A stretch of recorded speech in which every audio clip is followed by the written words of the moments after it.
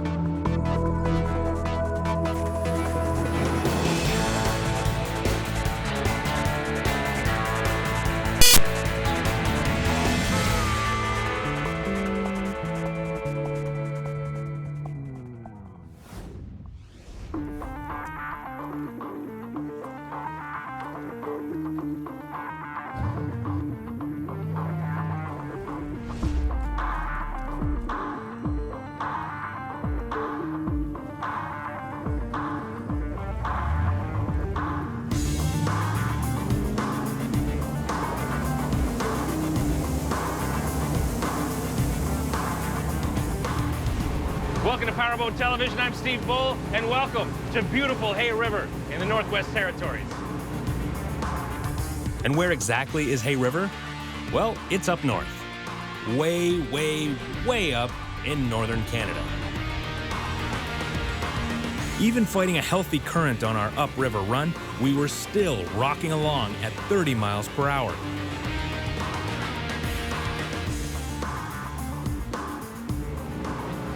Now, a lot of people, when they think of boating in the Northwest Territories, assume fishing. And yes, fishing is huge here. I'm here with Spencer Pike of Two Seasons. Thanks for having us, bud. Thanks for coming. And this jet boat tour, you're telling me this is your most popular tour, even including the fishing ones? Yeah, it sure is. Right on. And why is this? Because it's pretty unique. It's pretty unique. It's fun for like the whole family. Just come out, go for a ride, and you get to see the falls from a different view that only few people get to see. And the river's pretty wide, but as we're coming along here, I'm seeing a bunch of rocks and things. So, yeah, like, this is a pretty treacherous path, right? Like, if you tow your boat up here, don't do 30 miles an hour up this river. You gotta know how to read the river for sure. Unless you want to meet one of the boat mechanics. Pretty wide, but it's really shallow. Yeah. There's a pretty good current. Like, we got the power to rip along it. Yeah. This is a 2013 Pratt jet boat. It's got a 6-liter Chevy fuel-injected motor in it with a Hamilton 212 pump. Jet boats are the only way to go on this stretch of the river because certain sections are only a few inches deep. There are rocks everywhere, and our guide on this trip was no stranger to the area. How long have you been doing it? As a company, about 5-6 years. Probably been coming up here for the last roughly 10 years. So you know where to go? Yeah, took Cool. a few boats to wreck, but yeah, we got her down pat now. Cool. All right, I will not ask to drive. The entire run to the falls takes about 45 minutes, and at 30 miles per hour with all those rocks, this is not for the amateur to attempt. Sweet. So this is the beach, eh? This is the beach, man. Only accessible by jet boat? Only jet boat, yeah. And when the water's at the right height. Right now, it's not too high, not too low, perfect. No one can bother you here.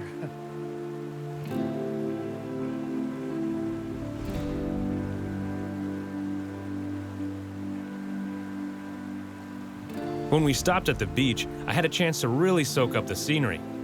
It was then that I realized how beautiful this part of the country really is, and it takes a special kind of boat to get you here. That back there is a sand trap, and what it does is from the intake line from the pump that would come up to your heat exchanger, it'll trap the sand in that glass container before it comes into this and plugs this up on you. Whenever it's full like it is now, you would dump the valve and then start your engine and it'll flush all the sand out.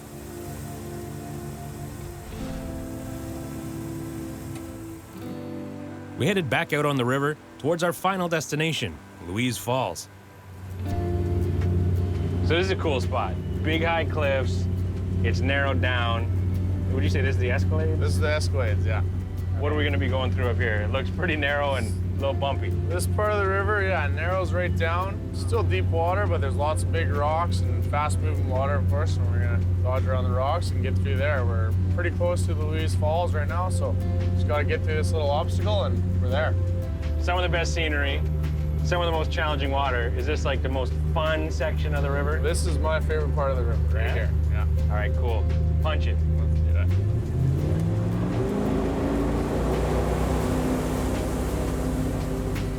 Making a mistake anywhere along the river would be a problem, as you're out in the wilderness and much of it is high cliffs, so there's no shore access.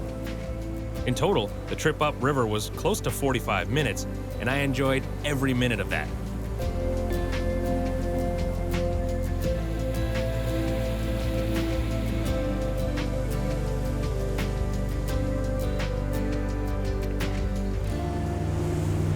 All right, there she is, Louise Falls. It's pretty big. It's not bad size, yeah. It probably doesn't like do it justice on TV, but like when you're here, you get a sense of like the power of the water, right? Like yeah. That's a lot of water moving. Way up there's the viewing platform. Yeah. But there's no way to safely get down here other than by boat, right? So you're not getting this view of the falls other than... You won't get this view. The only way is by jet boat.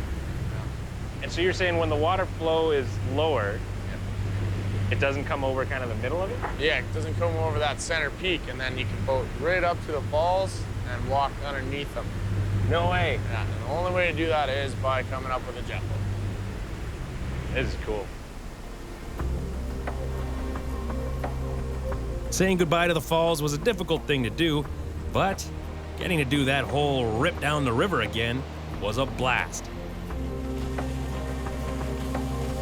What took 45 minutes heading upstream took only 30 minutes downstream.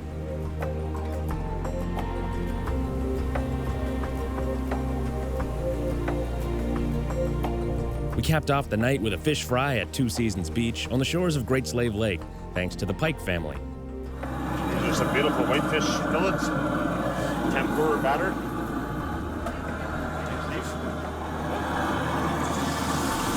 Nice big Great Slave Lake whitefish fillets.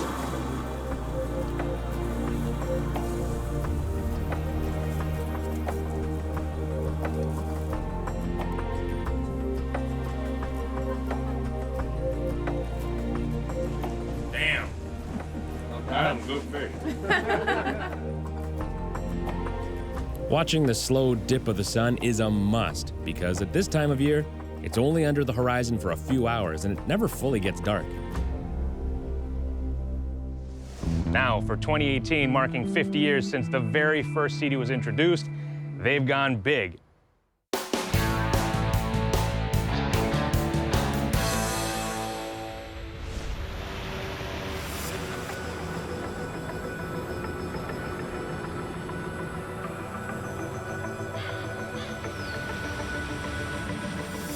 Hi, I'm Steve Bull, and this is the 2018 Sea-Doo GTX 230. Now, for 2018, marking 50 years since the very first Sea-Doo was introduced, they've gone big and redesigned a lot of things on the GTX. It has a whole new platform and hull that the entire luxury line, every GTX and GTX limited model has it. Starting at the bottom, we have the ST3 hull. So it is shorter than last year's model, but an inch wider. It still looks big though. Actually, to me, it looks just as big, if not bigger than last year because of the redesigning of the seats. Before we get to that though, we have sponsons, trim tabs. The chines have been redesigned. Driver's seat 1.4 inches lower, passenger seat 3 inches lower. So your center of gravity is lower down when you're sitting on board. Now, if you've ever been on any sort of PWC, you've probably had to do PWCY, which is personal watercraft yoga, where you do one of these to get over top to get into your storage. Not anymore. 2 clips here, opens up on a hinge, gives you access to the 27 gallons of storage in here. Absolutely cavernous space. You also have a dedicated spot for your fire extinguisher and safety kit should you need it. Easy access, but also out of the way. And your fuel access is right here with a nice little splash guard. So everything's all good to go. What about your phone? You don't want to have to open this up as you're running along. You got small storage here with a watertight compartment to keep your phone in. And a big reason why you're gonna want your phone nearby is because for the first time, Sea-Doo has speakers. Either has it as a factory installed option or your dealer can install it. Kind of makes a cocoon of sound. Now, are tunes that important? I say yes. Picture a wedding without music or a movie without a soundtrack. Sure, it's still good and can be pretty good. Now you have it. And when you come and look back at the swim platform, you see this big white box that's hogging a lot of this real estate. This is awesome. It's a cooler, 4.2 gallons or 16 liters. Lots of stuff in there. Now, you can take it off, flat, out of the way, big swim platform to use. You also have the ski pylon that can go in there. I also think this will be hugely popular. So you have the gas can, which is 4 gallons or 15 liters of fuel. You also have the storage caddy here, 5.5 gallons of storage or 21 liters. There's also better access to the engine. The rear seat can slide back when you're not running, so you can have 2 people face each other for a floating lunch. But let's get down to performance. The new ST3 hull has a much more aggressive, deep V, so it cuts through the waves in a noticeably better fashion. And the shorter length, along with the other design tweaks, means it's 90 pounds lighter and mid-range acceleration is 17% faster from 30 to 60 miles per hour. And that means a lot of fun.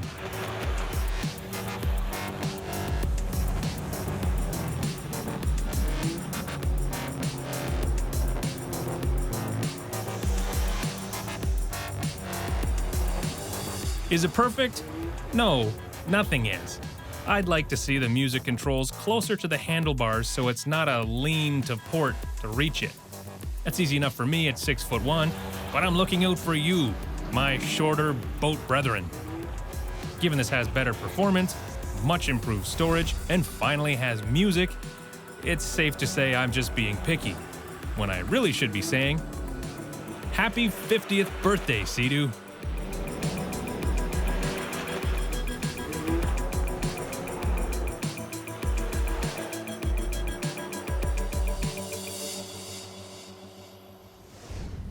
Today we're going to take a look at a 2008 Sea Ray 330 Sundancer, one of the most popular express cruisers on the market at its time.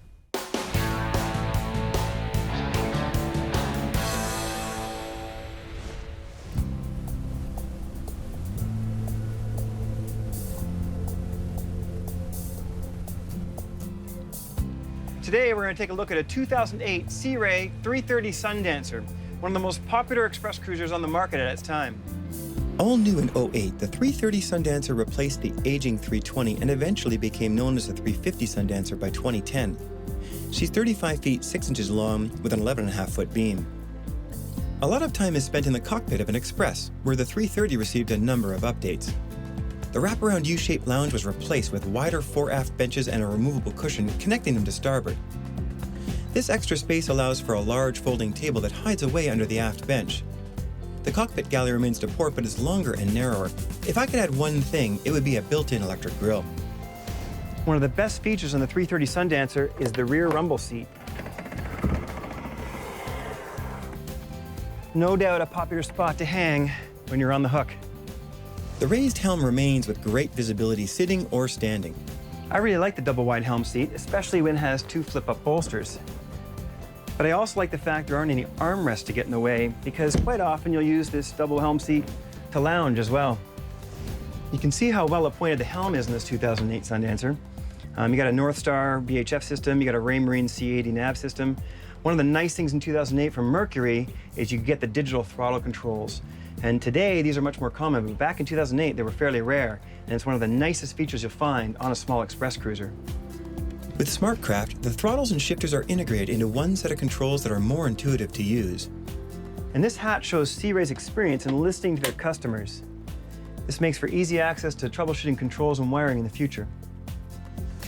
Moving down below, you'll find a traditional express layout with a V-berth up front, galley and head to port, mid-cabin under the cockpit, and convertible settee to starboard appointed in ultra leather.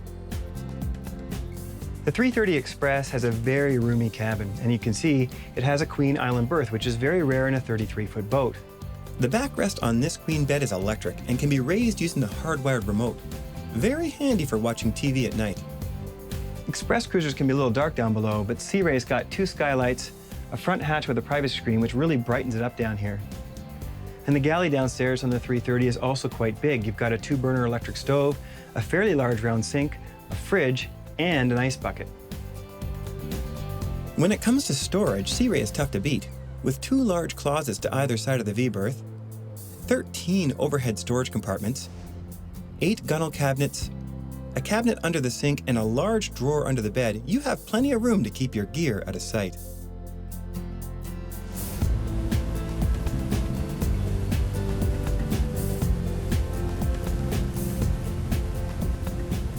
You know, these express cruisers are all about getting somewhere a little bit quickly and then enjoying your time there. They have to do a bunch of things. You have to be able to go about 40 miles an hour, but they also have to provide some comfort. Most express cruisers in this length have an 18 to 19 degree dead rise for stability and speed. Sea Ray chose to focus on comfort with a 21 degree dead rise, and you can feel it. I joined the owners on their 95-mile maiden voyage across Georgian Bay. We maintained about 30 miles an hour the entire way, chasing the sunset in beam seas well over 5 feet. Not only was she comfortable, but what could have been a scary trip was actually a lot of fun. This particular 330 is equipped with 8.1s and V drives. So you might not get quite as much top speed as stern drives, but you really get a nice hole shot. We're told you can expect another 4 miles an hour at the Bravo 3s, but they draw more water when down and require a little more maintenance in the long run. If you're looking to move up from a sub-30-foot Express, the 330 hits the sweet spot between cost and comfort. It's fast enough to hop anchorages and comfortable enough to spend a week or 2 on.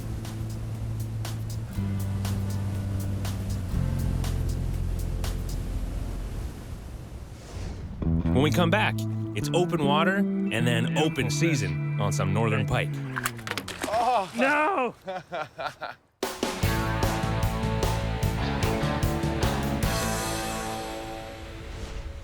Welcome back to Hay River in the spectacular Northwest Territories.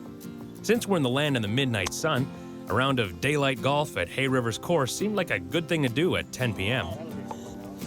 And the next morning, we geared up for a day of fishing. Oh, hey, Dean. Hey, guys, how's it going? Good. Dean, this is Steve. Oh, Dean. How are you, buddy? Not bad, not bad. This is the reason we're here. An email from Dean said you got to check out the Northwest Territories, and I said, okay. There we go. So if you want us to check out your area, email us. There we go. How you doing, buddy? Not bad. How's he been treating you? Ah, he's all right. Okay, so it's a little more complex than that, but this region clearly is for boat lovers. And it's true, it did all start with him. And apparently word's gotten around that I love the license plates up here. There you go. A few trinkets there from the territories. What? Yeah! they're- The coolest license plates in the world. There we go. But enough trinkets, back to touring.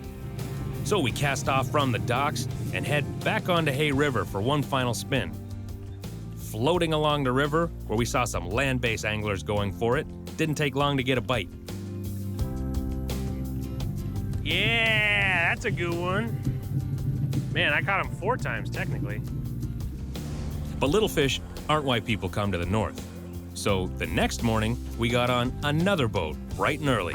This time, we were going out on 2 Seasons Kingfisher. And we headed out onto Great Slave Lake for a 39-mile run from Hay River northwest. So the Mackenzie River goes way down, eh? All the way to the Beaufort Sea. We're not going to the Beaufort Sea, Oh, right? God, no. Like, I don't know, you got like 7 days, man?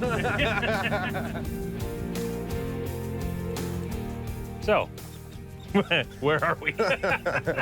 Oh, we're at the mouth of the Mackenzie River. Okay. A little place called Wrigley Harbor. And it's guaranteed fish here? Guaranteed, buddy, yeah. Sweet. If not, you can throw me overboard. All right, let's see. First cast, first fish. And he wasn't kidding. In fact, for about an hour, it was almost like you could not put a lure in the water without getting a bite. And he's on the board. Going? Nice. And the northern pike, known by many around here as jackfish, seem to keep getting bigger Come on. and bigger. Number 2. Yeah. And bigger. 11-pounder. Even our cameraman took a break from shooting and promptly topped my record.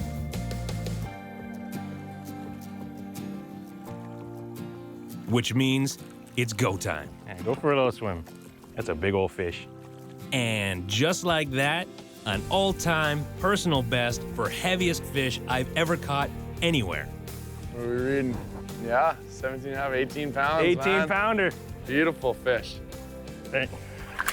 Oh. No. Not to be outdone, about 15 minutes later, Spence caught a monster of his own. Might be the last video you have about my fingers. So let's get them all for posterity. Let's get a number on this right away. 21.